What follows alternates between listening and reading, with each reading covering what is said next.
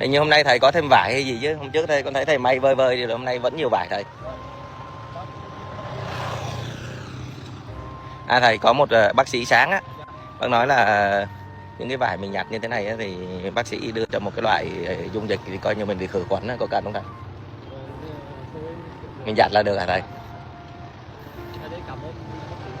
Dạ. Dạ. Dạ. Giặt nước xong phơi nắng là khử. Nhưng mà khử khuẩn như vậy mình có khuẩn thì có tính là sát sanh không thầy? Dạ. Còn nếu như mà dùng cái chất mà diệt khuẩn đó là mình diệt đấy. Dạ, con hiểu rồi. Đấy, để trả lời cho bác sĩ Sáng luôn. Bác sĩ Sáng ở Nha Trang cũng là một người rất yêu quý thầy.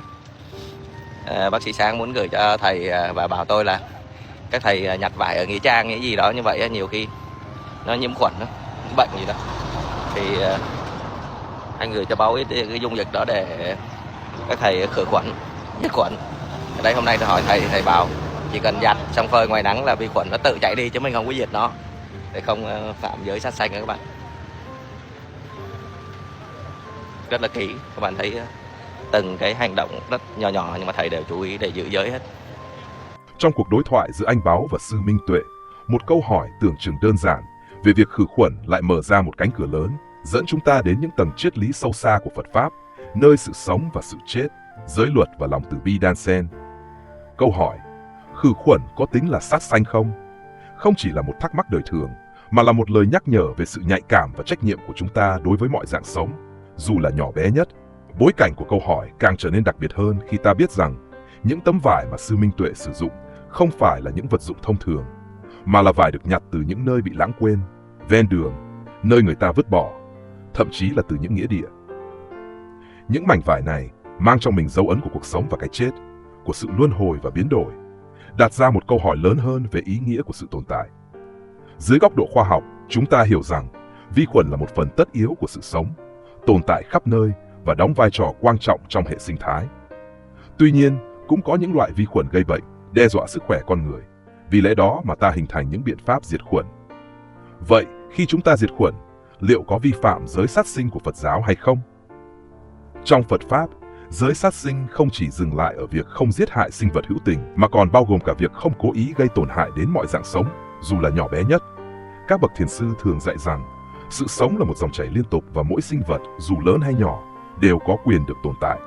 Sát sinh, dù với bất kỳ mục đích gì, đều tạo nghiệp xấu và gây đau khổ.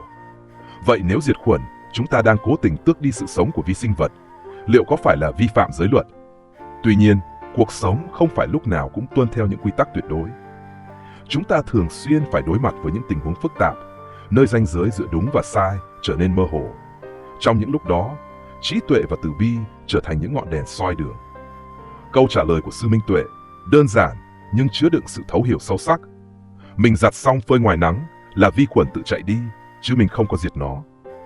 Đây không chỉ là một cách vệ sinh quần áo thiết thực, mà còn là một bài học về sự tôn trọng sự sống. Thầy không cố tình diệt khuẩn bằng hóa chất, mà để chúng tự do lựa chọn con đường. Thầy không chủ động tước đoạt mạng sống, mà chỉ loại bỏ những điều kiện khiến chúng có thể gây hại. Ta có thể tìm thấy tinh thần này trong cách ứng xử của nhiều bậc minh quân và thiền sư. Ví dụ, vua Lý Nhân Tông của Việt Nam, một vị vua sùng đạo Phật, đã chủ trương hòa bình và từ bi. Trong thời gian trị vì, ông đã có nhiều hành động thể hiện lòng tôn trọng sự sống, như ban hành chính sách cấm giết mổ gia súc vào một số ngày nhất định. Ông hiểu rằng, sự hòa bình và thịnh vượng thực sự chỉ có thể đến từ lòng từ bi và sự tôn trọng lẫn nhau.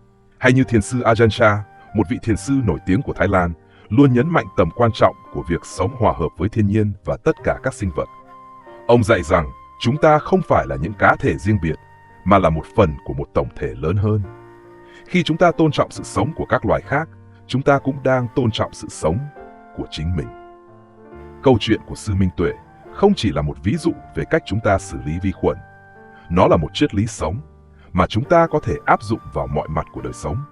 Từ cách chúng ta đối xử với những người xung quanh, đến cách chúng ta tương tác với môi trường, tất cả đều cần được dựa trên nền tảng của sự tôn trọng và từ bi. Những mảnh vải từ những nơi bị bỏ quên đã trở thành một lời nhắc nhở về sự quý giá của sự sống và tầm quan trọng của việc sống một cuộc đời có ý nghĩa. Hãy luôn nhớ rằng, mọi hành động nhỏ của chúng ta đều có thể tạo ra sự khác biệt lớn lao. Hãy dùng trí tuệ và lòng từ bi để đối diện với mọi khó khăn, để sống một cuộc đời không gây đau khổ cho người khác và để đóng góp vào sự an lành và hạnh phúc của thế giới này. Câu hỏi: vì sao những người nhìn thấy hình ảnh sư Minh Tuệ lại khóc? Không chỉ là một thắc mắc giản đơn, mà là một cánh cửa hé mở vào những tầng sâu thẳm của tâm thức con người, nơi giao thoa giữa niềm vui tột cùng và nỗi buồn da diết, giữa sự giác ngộ và những ràng buộc thế tục. Câu trả lời, như đã được đề cập, không nằm ở một cảm xúc đơn lẻ, mà là sự hòa quyện diệu kỳ giữa hai thái cực đối lập, một hiện tượng mà chúng ta cũng từng chứng kiến trong câu chuyện của tiên nhân Asita. Tiên nhân Asita, một bậc đạo sĩ uyên bác, khi bế thái tử Tất Đạt Đa, vị Phật Thích Ca Mâu Ni tương lai, đã rơi lệ.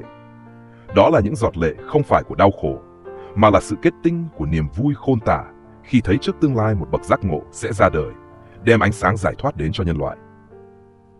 Nhưng đồng thời, cũng là giọt nước mắt của nỗi buồn khi ý thức được rằng tuổi già của ông không còn đủ để chờ đợi và học hỏi trực tiếp từ vị Phật tương lai ấy. Tương tự, những giọt nước mắt mà người đời dành cho sư Minh Tuệ ngày nay không chỉ là những rung cảm nhất thời. Đó là một sự cộng hưởng sâu sắc với những cảm xúc của Asita, một sự thức tỉnh trong cõi lòng mỗi người. Khi gặp gỡ hoặc chứng kiến hình ảnh của sư Minh Tuệ, một điều gì đó thiêng liêng trong tâm hồn họ đã trỗi dậy.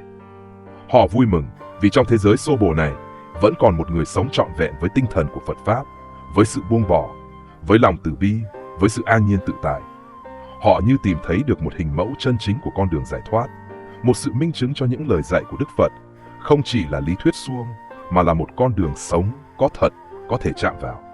Nhưng bên cạnh niềm hân hoan, còn là nỗi buồn man mác, một sự tiếc nuối sâu sắc. Bởi trong giây phút đối diện với sư Minh Tuệ, họ chợt nhận ra sự hữu hạn của cuộc đời, sự ngắn ngủi của kiếp người. Họ sợ hãi rằng thời gian không còn đủ để họ tu tập, để họ giải thoát khỏi những ràng buộc của thế gian, để họ đi theo con đường mà trái tim mình hằng mong muốn.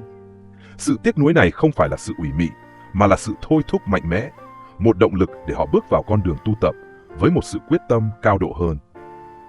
Trong xã hội hiện đại, nhiều người đã dần đánh mất đi ý nghĩa sâu xa của Phật Pháp. Chỉ còn nhìn thấy những hình thức bên ngoài, những bài giảng khô khan, những tượng Phật được trang trí lộng lẫy, những nghi lễ cầu kỳ. Thậm chí có những kẻ còn lợi dụng Phật Pháp để phục vụ cho những mục đích cá nhân, những trò mê tín dị đoan. Sư Minh Tuệ như một làn gió mát, thổi tan đi những lớp bụi mờ ảo ấy, mang lại cho mọi người một cái nhìn chân thực, giản dị về Phật Pháp. Thầy không có đài sen, không có hào quang, không có những lời lẽ hoa mỹ. Thầy chỉ là một người hành khất, bước đi trên con đường trần thế, với chiếc y bạc màu, với đôi chân trần. Nhưng trong ánh mắt và nụ cười luôn tỏa ra sự từ bi, an nhiên và một tâm hồn trong sáng. Sự xuất hiện của sư Minh Tuệ đã khiến nhiều người thức tỉnh, khiến họ hiểu rằng Phật Pháp không phải là những lý thuyết cao siêu, mà là những thực hành giản dị, là sự buông bỏ những tham sân si, là sự sống trọn vẹn với những giá trị đạo đức. Thầy như một tấm gương phản chiếu, giúp mọi người nhìn thấy rõ những gì còn thiếu sót, những gì cần phải thay đổi. Và chính sự nhận diện đó đã khiến họ rơi lệ, một sự rơi lệ của sự thức tỉnh, một sự rơi lệ của sự thay đổi. Ta có thể thấy tinh thần này trong cách ứng xử của nhiều bậc hiền nhân trong lịch sử. Như vị vua Trần Nhân Tông của nước Đại Việt, sau khi nhường ngôi cho con, đã lên núi Yên Tử tu hành, sống một cuộc đời thanh bần, giản dị. Ông hiểu rằng, hạnh phúc không đến từ quyền lực hay của cải, mà từ sự an lạc trong tâm hồn, từ sự buông bỏ những tham vọng thế tục. Hay như Đức Đạt Lai Lạt Ma hiện tại, một bậc thầy tinh thần nổi tiếng khắp thế giới, thường xuyên chia sẻ thông điệp về tình thương, sự từ bi và sự tha thứ. Ngài đã chứng minh rằng, sức mạnh thực sự không đến từ vũ lực hay quyền lực, mà từ lòng nhân ái và trí tuệ. Những giọt nước mắt khi gặp sư Minh Tuệ cũng là biểu hiện của sự nhận thức về cái vô thường của cuộc đời. Chúng ta thường cố gắng bám víu vào những thứ không bền vững, những thứ chỉ là ảo ảnh phù du.